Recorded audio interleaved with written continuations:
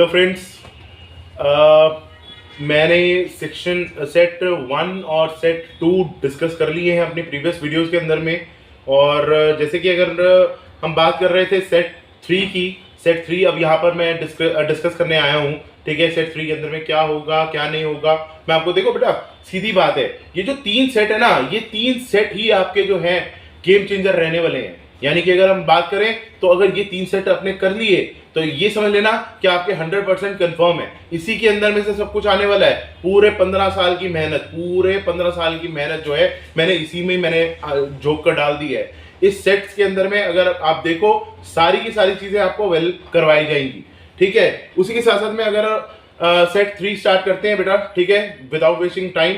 Set 3 start करने से पहले सबसे मैं रिक्वेस्ट करूंगा बेटा, लाइक सब्सक्राइब वगैरह कर लीजिए, बेल आइकन को भी क्लिक कर लीजिए, रेफर करिए, कर भला तो हो भला जैसे कहते हैं। तो प्लीज आप अगर अपने फ्रेंड्स वगैरह को जो है रेफर करें ये चैनल, ठीक है, सब्सक्राइब वगैरह कर लीजिए। चलो विदाउट वेस्टिंग टाइम सेट 3 हम स्टार्ट कर रहे हैं।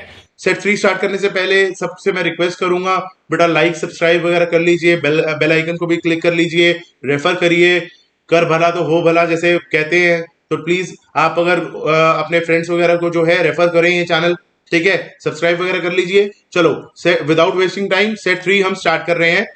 बिल्कुल जैसे कि हमने सेट 1 और सेट 2 के अंदर देखा, सेक्शन ए के अंदर पहला क्वेश्चन कौन सा है आपका, आसन का। आइडेंटिफाई द योगासन बिलो। ठीक है, अब ये जो योगासन, कौन सा योगासन आ रहा है ये हम देखते हैं यहां पर। तो अगर मैं बात करूं तो यहां पर आइडेंटिफाई द योगासन, इसका जो सही आंसर है वो है शलभ आसन। शलभ आसना आ रहा है यहां पर। ठीक है, अब अगर हम बात करते हैं सेक्शन ए को थोड़ा आगे बढ़ाएं। सेक्शन ए के अंदर में which of the following is not reason for obesity. कौन सा इनमें से रीजन है जो कि ओबेसिटी नहीं होने देता है? Poor eating habits, psychologically factor, extra exercise, familiar tendency. सीधी बात है भाई, ओबेसिटी मतलब क्या होता है? मोटापा। मोटापा कैसे नहीं होगा जब हम एक्सरसाइज करेंगे, बट ऑब्वियसली इसका सही आंसर क्या है? Extra exercise. ठीक है, उसी के साथ साथ में विच ऑफ द फॉलोइंग, देखो क्वेश्चन नंबर 4 की बात कर रहा हूं यहां पर मैं। Which of the following laws of motion given by sir Isaac Newton is also known as law of inertia. ठीक है, first law, third law, second law, none of these. Basically first law के अंदर में ये चीज बताई गई थी सर आइजैक न्यूटन के थ्रू।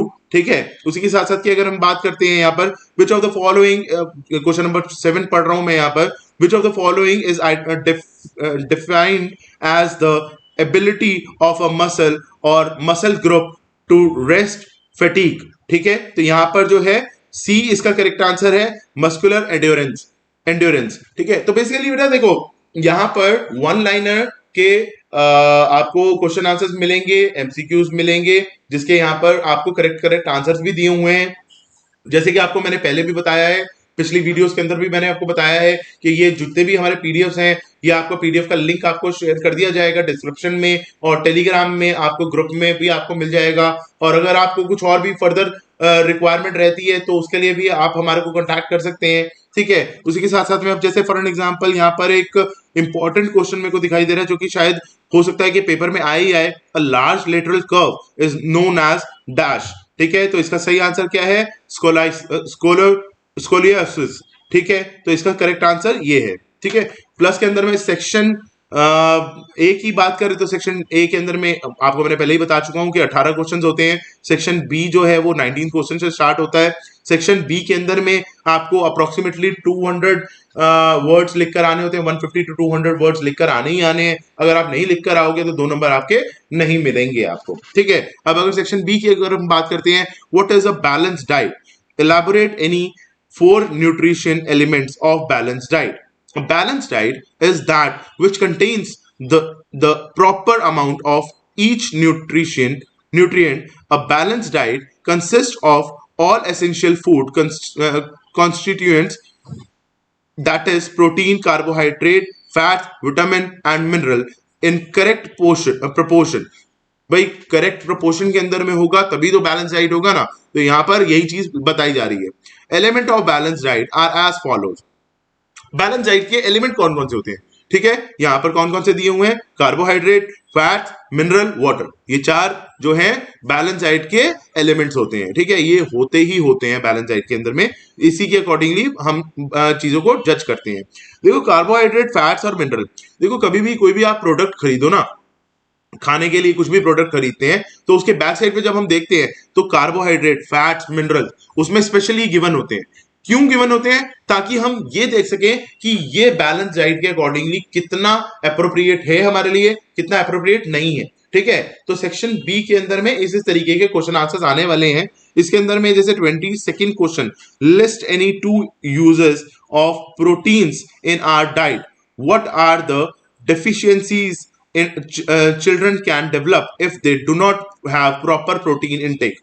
प्रोटीन जो होता है ना हमारे सेल को बढ़ाता है बेसिकली। ठीक है, प्रोटीन अगर नहीं लेगा कोई तो उससे क्या होगा, इसके अंदर ये क्वेश्चन है। ठीक है, protein are an essential part of balance diet. It helps in making new tissues, जैसे कि मैंने आपको बताया सेल्स अगर बढ़ेंगे तो बट ऑब्वियसली टिश्यूज भी बढ़ेंगे। ठीक है, तो टिश्यूज को बढ़ाने के लिए ये काम आता है। And regulate balance of water and acids. Basically water और एसिड, हमारे पेट के अंदर में दो चीजें होती हैं, वाटर होता है और एसिड्स होते हैं। ठीक है, अगर हम बात करें तो इनकी जो रेगुलेट करते हैं, इनको बैलेंस करने के लिए भी ये प्रोटीन हमारा वर्क करते हैं। ठीक है, if protein is not taken in appropriate amount in diet, it can cause deficiencies such as marasmus and kwashiorkor in the children. ठीक है, ये बेसिकली यहाँ पर लिखा हुआ है, ये सारी बीमारियां हो सकती हैं अगर प्रोटीन की इनटेक नहीं करी जाए, तो ये आपको पढ़ना बहुत जरूरी है बेटा। ठीक है, उसी के साथ साथ में अगर हम बात करते हैं सेक्शन सी की, सेक्शन सी जैसे कि आपको मैंने पहले भी बताया हुआ है, सेक्शन सी जो है 3 मार्किंग के आएंगे। ठीक है, उसके अंदर में आपको अप्रोक्सीमेटली 500 वर्ड्स आपको लिखने ही लिखने हैं, 400 से 500 वर्ड्स लिखने ही लिखने हैं। ठीक है, इसके अंदर में इंपॉर्टेंट क्वेश्चंस की अगर मैं बात करता हूं, क्वेश्चन नंबर 25 काफी इंपॉर्टेंट लग रहा है, तो प्लीज जरा ध्यान से इसको देख लीजिएगा। क्वेश्चन नंबर 29 जो है काफी इंपॉर्टेंट लग रहा है। प्लस के अंदर में अगर सेक्शन डी की बात करी जाए, भाई साहब सेक्शन डी और सेक्शन ए के फर्स्ट क्वेश्चन तो आपको मतलब ये समझ लो कि फ्री मार्क्स मिलेंगे आपको। सेक्शन डी सबसे ज्यादा स्कोरिंग है, 4 मार्क्स मिल रहे हैं, 4 मार्क्स कम नहीं होते हैं बेटा। 4 मार्क्स आपको किसके बेसिस पर मिल रहे हैं, अगर आपने सही तरीके से पिक्चर को आइडेंटिफाई कर लिया।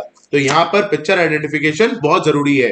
तो प्लीज जितने भी डायग्राम्स हैं यहाँ पर दिखाई जा रहे हैं स्क्रीन पर, प्लीज उसको अच्छे तरीके से देखें और क्वेश्चंस अच्छे तरीके से अटेम्प्ट करें, ताकि आपका कोई भी एक नंबर भी ना छूट पाए। ठीक है, सेक्शन डी के बाद में सेक्शन ई की अगर हम बात करते हैं, सेक्शन ई के अंदर में भी जैसे कि 4 क्वेश्चन का ये सेक्शन होता है, पूरा का पूरा सेक्शन ई। ठीक है, इसके अंदर में जो जैसे ये देखो सेक्शन ई का 36 क्वेश्चन, ठीक है, काफी इंपॉर्टेंट क्वेश्चन है। ठीक है, describe the type of joint injuries, ये काफी इंपॉर्टेंट क्वेश्चन होता है और हर पेपर के अंदर में आते ही आता है। पिछली बारी भी ये क्वेश्चन आया था और उससे पिछली बारी का भी ये क्वेश्चन आया हुआ है पेपर के अंदर में। कहीं पर ये 1 लाइनर के अंदर में 1 मार्किंग में आ जाता है, कहीं पर ये 4 मार्किंग के अंदर आ जाता है, कहीं पर ये 5 मार्किंग के अंदर आ जाता है। ऑलमोस्ट जो है बेसिकली अगर हम बात करें तो इसके अंदर में 5 मार्किंग के अंदर में ये क्वेश्चन आता है। तो बहुत इंपॉर्टेंट क्वेश्चन है, प्लीज ढंग से देख लेना। अच्छा, तो बेटा सेक्शन ई तक हम आपको कर चुके हैं। Best of luck to all of you. I hope कि आपको पूरे के पूरे सेट्स जो है हमने आपको प्रोवाइड करे वो आपको समझ में आ रहे होंगे। और अगर तब भी कोई डाउट लग रहा है आपके मन में, तब भी कोई प्रॉब्लम आ रही है, तो आप हमें जरूर कांटेक्ट करिए। ठीक है, हम आपको और कंटेंट देना प्रोवाइड कर सकते हैं, कोई दिक्कत नहीं है। अगर आपको लगता है कि आपको कोई प्रॉब्लम आ रही है तो कमेंट बॉक्स के अंदर में मेंशन कर सकते हैं, हम आपके साथ में कोऑर्डिनेशन करने की पूरी कोशिश करेंगे।